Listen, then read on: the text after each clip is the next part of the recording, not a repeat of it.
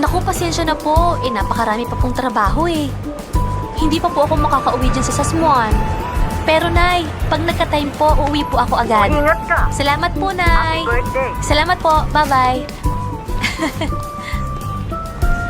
Hi. Nanay ko bumabate. Okay ka lang ba?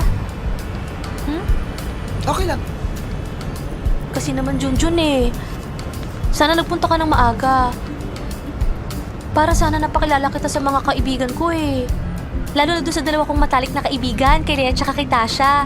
Alam mo ba, curious na curious sila sa itsura mo. Eh di syempre, ano pa magiging itsura mo sinabi ko? Syempre sabi ko gwapo. Oh. Ano ba? Okay ka lang ba talaga? Tigilan na natin to. Tigilan ng alin? Itong usapan.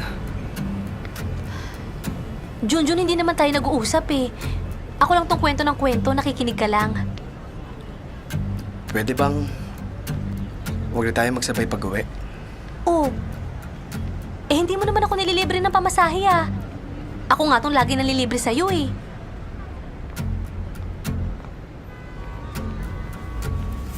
Fergie, bakla ako. Ha? Ano ka ba? Hindi ka bakla. Confused ka lang eh. Oh, sabi nga nila, confusion is the beginning of wisdom.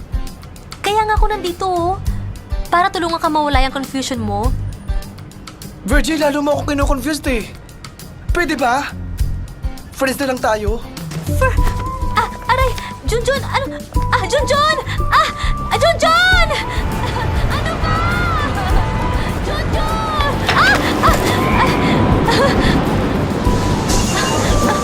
Junjun! Junjun! Junjun!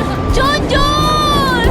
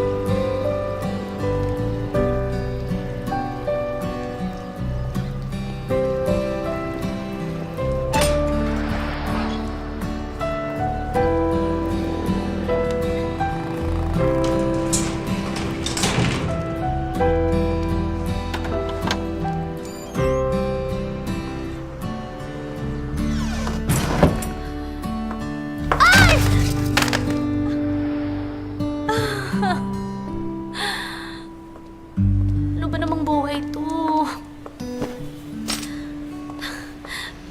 Pati ba naman yung cake ko? Ikaw na nga lang handa ako sa sarili ko ngayon.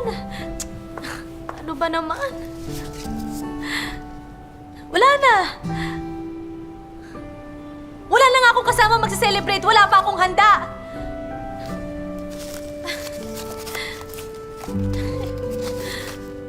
Kapag minamalas ka nga naman sa buhay, oh. Lahat na lang nasira. Araw mo, birthday mo. Pati ba naman yung pagkain mo sa araw na to? Happy birthday sa'yo, Virgie, ah! Happy birthday! Sana happy ka pa rin.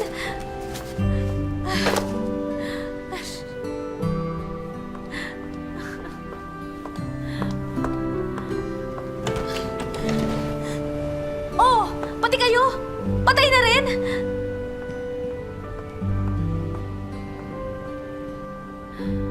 Mabuhay naman kayo. Kayo na nga lang kasama ko ngayon eh. Sino na naman ito?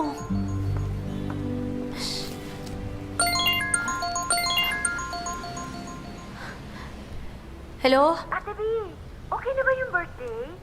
Nagtapat na ba si Junjun? Oo. Finally! Praise God! Sabi ko na nga ba, give him time. Bibigay din yan. I'm so happy for you, Ate V. Ano ba, Ate V? Okay lang. Matagal mo nang hinihintay yan. Ang importante, nagtapat na siya. Oo, nagtapat na siya! Nagtapat na si Junjun na bakla siya! Ano? Diyos ko, ano ba naman yung mga lalaking yan? Kung hindi manloloko, bakla. Ubus na ang matitinong lalaki sa mundo. Hindi ko na alam ang gagawin ko. Hindi ko alam ba't nangyayari ito nung sabay-sabay ngayong pang-kaarawan ko.